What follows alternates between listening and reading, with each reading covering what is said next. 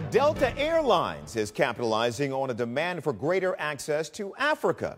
It just added flights to Liberia. It is the 7th African country now with direct Delta flights to the United States.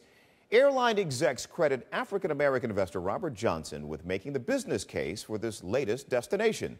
CNN's Brenda Bush reports Johnson has deep-rooted interests in helping Liberia. Africa's first female president, Ellen Johnson Sirleaf, and America's first black billionaire, Robert Johnson, together celebrating a milestone. The first U.S. commercial flight in 20 years to touch down on Liberian soil. Our big thanks go to Mr. Robert Johnson, who's here on this flight.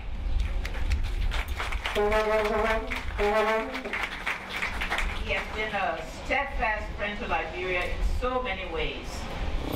After more than a decade of civil war and lingering security concerns, Liberia is trying to make a comeback, and Robert Johnson is joining in the fight. And it is personal. The connection, historical connection between Liberia and African Americans in particular is significant. The first 10 presidents from Liberia were freed American slaves. Liberia's flag is red, white, and blue. It has a president, a House, and a Senate, much as we do. Johnson is a trailblazer. He is the first black person to be named on Forbes' annual list of the world's richest people.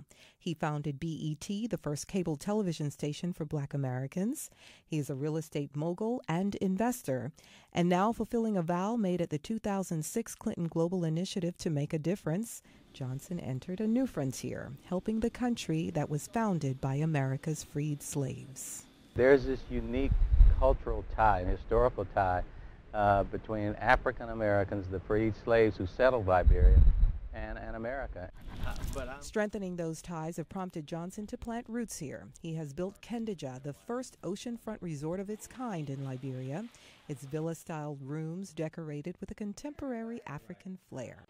He also helped establish a $30 million investment initiative to provide loans to local entrepreneurs. Well, Liberia has all the right ingredients. It's got a beautiful coastline, as you can see behind us. It is 9.5 hours if you fly direct from Atlanta, as Delta's doing, eventually to Monrovia. It has an English-speaking population that's very well educated. It has a huge airport. It has an opportunity, as I said, to be the entry point into West Africa. But one thing Liberia still needs, according to Johnson, is the support of African Americans. We as African Americans need to look to the future and determine how we can help Liberia never return to the dark days of the past. Liberians have long felt a strong kinship with the United States, so there is tremendous appreciation here for the wealthy American who is making the case for this impoverished nation. This is an opportunity for African Americans, and I've said this before, for African Americans to embrace Liberia the way Jewish Americans embrace Israel. Robert Johnson taking a lead in that embrace. Brenda Bush, CNN, Monrovia, Liberia. And African Americans certainly need jobs in this economy. Robert Johnson is back from Liberia, and he joins me live from New York. Bob, it's good to see you. Thanks for your time today. Tony, delighted to be here with you. Well, let's get started with this, Bob. Take a look at this quote from former Treasury Secretary Bob Rubin. And here it is. We'll put it on the screen for you. It seems to me that we in the United States should be more focused on Africa, not only as the source of natural resources, but also for the full range of opportunities that exist. There is no reason why our president shouldn't be as great as, if not greater, than China's. Now, given your investment in Liberia, you obviously agree with the former Treasury Secretary. As you were thinking about Africa, what did you see as the possibilities for the continent?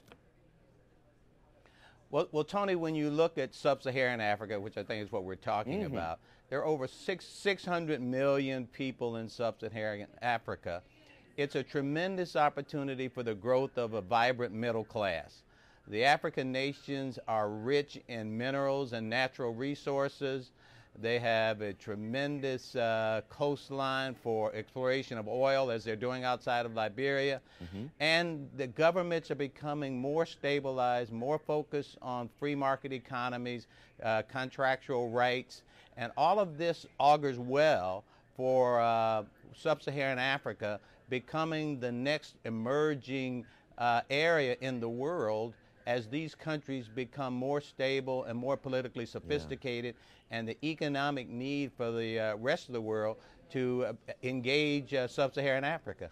You know, Bob, I heard the case for Liberia in Brenda's piece, but that's not enough for me. I want to push a little bit more on that. Why Liberia? Aren't you taking a big risk investing in that war-torn country? Well, you know, obviously, Tony, with risk in any area, emerging nations or war-torn countries, there's a huge risk. But I think Liberia, in the case of Liberia, it's a risk worth taking. First of all, they have a dynamic leader in President Ellen Johnson Sirleaf.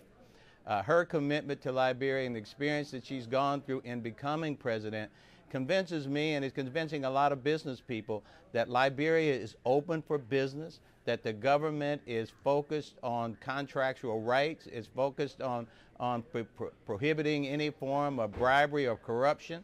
And as I said, Liberia has rich mineral resources, great fishing opportunity, great tourist opportunity, and I can't imagine in any scenario that the Liberian people will ever return to any form of the fighting and civil war that crippled Liberia for over 15 to 20 years. So you attend the big Congressional Black Caucus weekend, and when you talk to black leaders about Africa, sub-Saharan Africa, and specifically Liberia, what kind of reaction, Bob, do you get? Well, most of the members of the Congressional Black Caucus have been committed to Africa and for a long time. Obviously, they took the lead in ending apartheid in South Africa. They've seen what's happened in Ghana when we get political stability, and they look at Liberia because of the number of Liberians who live in the United States. Liberia has a huge expat population living here, some 15,000 in Atlanta alone. And the opportunity for these individuals to, one, support Liberia with their sending money back, or going back home and take their U.S. training and knowledge and applying it to Liberian economy, as well as the historical relationship of the United States with Liberia. Liberia was one of the, as I said, the first countries in Africa that embraced the United States. During World War II, the Roberts Field, where we landed our planes, was a place where planes flew into to continue the flight on into North Africa to defeat Nazi Germany. So there's this connection between the United States and Liberia, and between the people of the United States and Liberia, that I think the caucus members want to see promoted and encouraged, much as we do with much of the diaspora. Yeah, well, Bob, can't let you go without asking you a political question. And I got to tell you, while you were a Hillary Clinton supporter during the campaign is obviously over. I'm sure you followed the first 18 months plus of the Obama administration. And as you know, we're showing everyone the numbers now. The president's job approval number is in the 40s. Here's the question. As you consider the president, the first African-American president of the United States, do you approve of the job he's doing? Well, I think you got to put it all in context, Tony. Obviously, President Obama should get credit for stabilizing the financial markets and the banks and the confidence he had in making that transition from what was happening before he was elected. I think he has his work cut out for him in two areas. One is obviously business confidence and consumer confidence. And you don't get consumer confidence up unless you have a coherent message of how you're going to put people back to work. And at the same time, you don't get business confidence unless business can get some certainty as to what are your policies towards economic growth, investment, and tax policy. So while I think he's got a tough fight ahead of him, some of it obviously he didn't create, but the fact is it's on his watch now, and it's his responsibility to give a clear message to the American people in the broad sense, not just Main Street, but Wall Street and small businesses and minority businesses, that I've got a plan to get this country back on the right track in the short order. and give people the confidence that his leadership is going to provide the confidence that this country is sorely lacking. I think you just made the CNN political ticker.